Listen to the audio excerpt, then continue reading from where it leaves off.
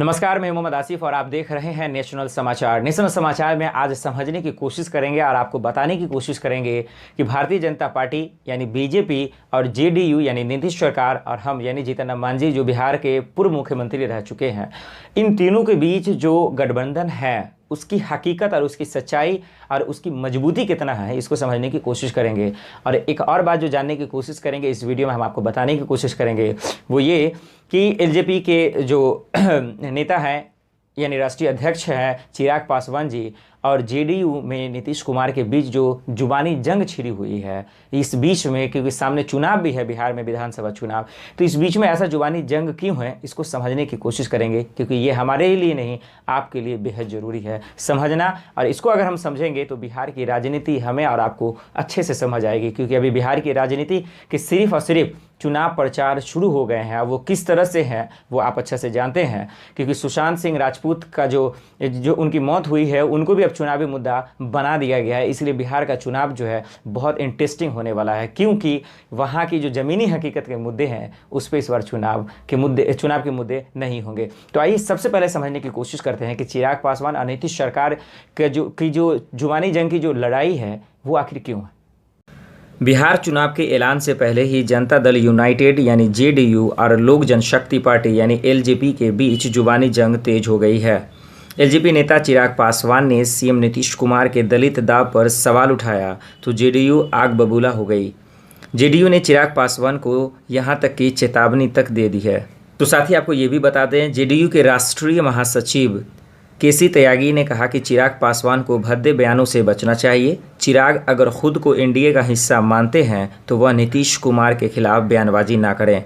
BJP के साथ हमारा गठबंधन है, एलजेपी के साथ नहीं। जीतन राम मांझी पहले भी एनडीए का हिस्सा थे, अब चिराग को आपत्ति क्यों है।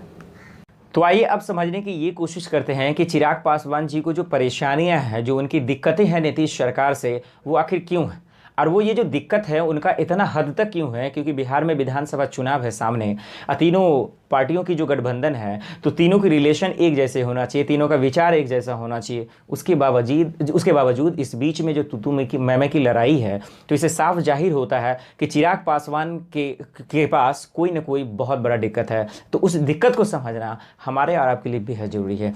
उनकी दो तीन दिक्कतें हैं जो साफ है आपके सामने हैं। अब वो ये है कि नीतीश सरकार के कुछ ऐसे वादे थे जिनको पूरा नहीं किया उन्होंने, इस बात को लेकर उन्हें दिक्कत है। दूसरा ये कि कोरोना महामारी से जो लोग बेरोजगार हो गए हैं, जो लोग परेशान हैं, ये है दूसरी समस्या जिसको नीतीश सरकार ने ध्यान नहीं दिया। और तीसरा ये है कि जो बाढ़ से प्रभावित लोग हैं, जो घर से बेघर हो गए हैं, उन पे भी नीतीश सरकार ने उतना तवज्जो नहीं दिया जितना देना चाहिए ऐसे हालात में। इसीलिए चिराग पासवान को इतनी दिक्कत है और इतनी परेशानियां हैं। और इसके अलावा क्या क्या दिक्कतें हैं, परेशानियां हैं, आइए इस रिपोर्ट में समझने की कोशिश करते हैं।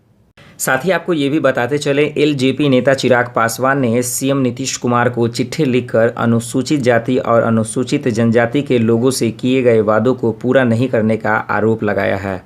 उन्होंने कहा कि अनुसूचित जाति और जनजाति समुदाय के लोगों को, परिजन को सरकारी नौकरी देने का नीतीश का फैसला और कुछ नहीं बल्कि चुनावी घोषणा है।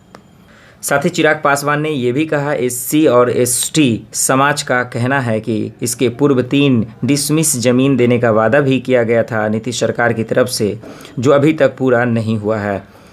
इससे एससी एसटी समाज को निराशा प्राप्त हुई थी। उन्होंने कहा कि एससी एसटी ही नहीं बल्कि किसी वर्ग के व्यक्ति की हत्या न हो, इस दिशा में भी कठोर कदम उठाने की ज़रूरत है।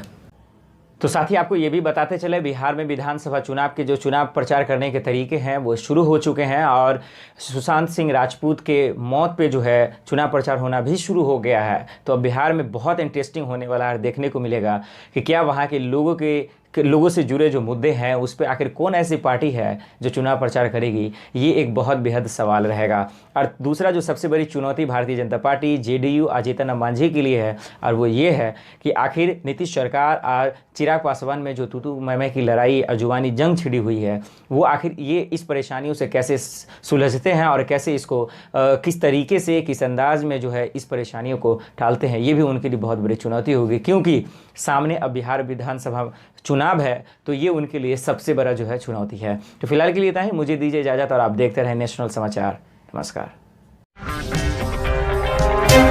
अगर आपको हमारा वीडियो पसंद आया हो तो इसे लाइक करें, हमारे चैनल को सब्सक्राइब करें और हाँ, बेल आइकन दबाना ना भूलें ताकि आप तक हमारे वीडियो की नोटिफिकेशन पहुंचती रहे। आप अपना सुझाव हमें कमेंट बॉक्स में दे सकते हैं। हमारे साथ जुड़ने के लिए शुक्रिया।